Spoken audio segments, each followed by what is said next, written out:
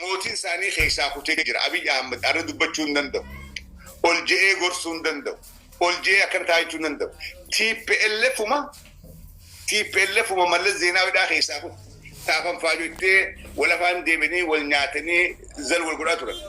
Exactly wanni maantana OPDO keessatti deemaadhaa jira. Obboleeyyan kiyya dhugaan jirtu kan.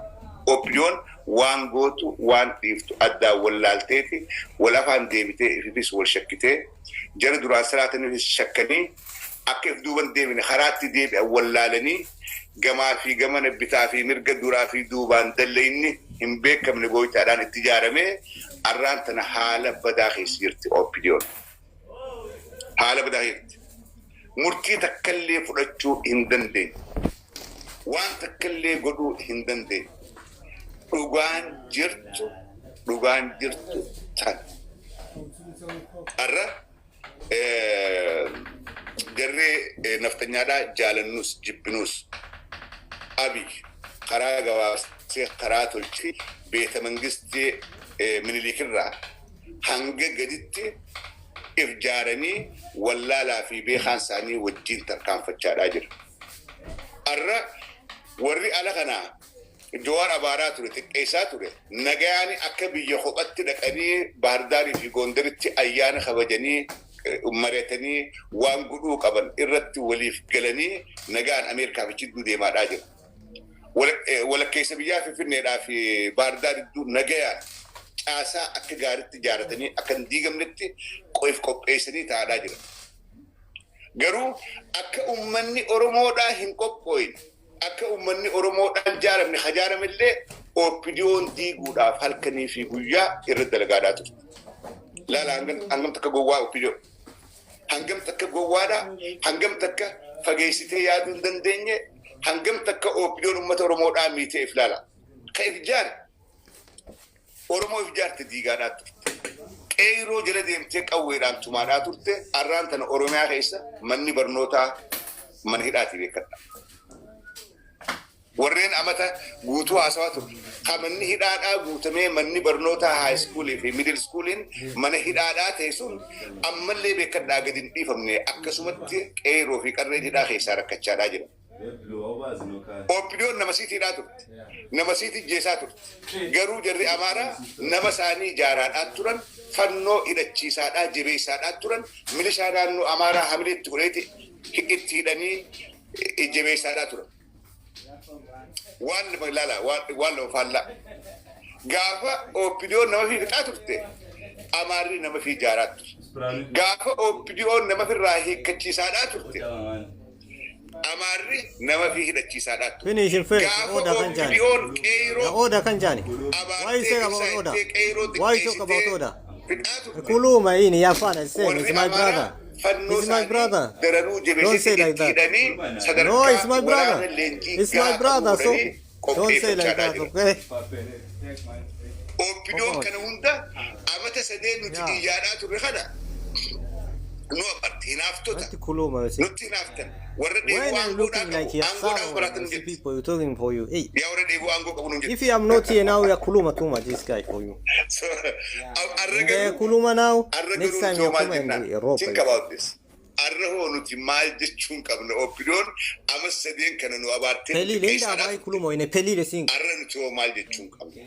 Ay, cheli le Guyyaa isaa waan godhan harkaa badee dhama'anii yoom najjeesanii yoom carraan Abiy mudate na mudataa Shimallis Abdiisaadhaa hakalee dheengadda imimmaan kijibaa toohaadhaa qabrii Hacaaluu gubbaa dhaabbatee osooni oolteen bulin Onak shaneedhaatu ajjeese Hacaaluu je'ee qabri isaa gubbatti dubbatee jechuudha. Afaan akka jechaati qa'ee Hacaaluu keessatti maatii Hacaaluu maasii waraanatti erganii fixanii ka maatii Hacaaluudhaa fixe Onak shaneedhaa jee ka dubbate Shimallis Abdiisaadhaati. Warra akkasii nu dhugaa irraan tana akkam jeete as deebi'ee dirmachuu Oromoodhaa gaafata. Rigala akkam jeeti addeebi'ee Oromoo koo na dirmadhaadhaa yaa Oromoo koo tokkummaan nu baasaa yaa Oromoo akkas nu godhaadhaa.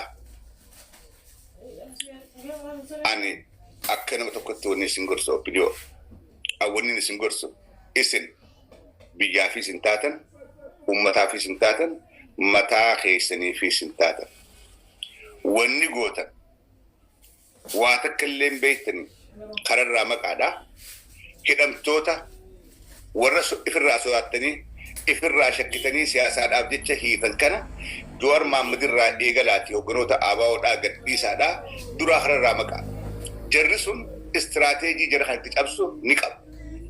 Isin istiraatejii kanan qabdan istiraatejii naftanyaatti cabsan ummata Oromoodhaa itti mo'achiisa warri qabu warra isin hiitanii gubbaa teessan Jawaar Mohaammed Baqqalaa Garbaatii fi hogganoota adda bilisummaa Oromoodhaa kan.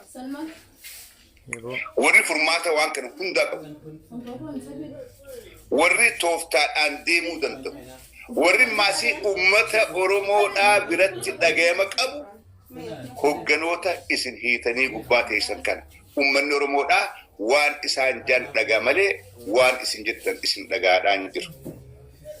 Hanga yoomi ummata Oromoodhaa gubbaa teessanii ifiif naftanyaadhaaf salaattanii ummata Oromoodhaa if fakkeessuu yaaddan akka keessan godhu bas ilaalamni fakkeenya gaarii namaa ta'ee aboonu fakkaadhaan nu jala yaa'a nuti kun jajjaboo kanaatti silaa jettanii wal barakkoon qabu isinuu ergamtuu diinaa isinuu warra afaan amaaraatiin dubbatanii baaresii lafarra fiigdan ummata Oromoo nu jala yaa'u ku jettan ummanni Oromoodhaa mee garab isin jala deemu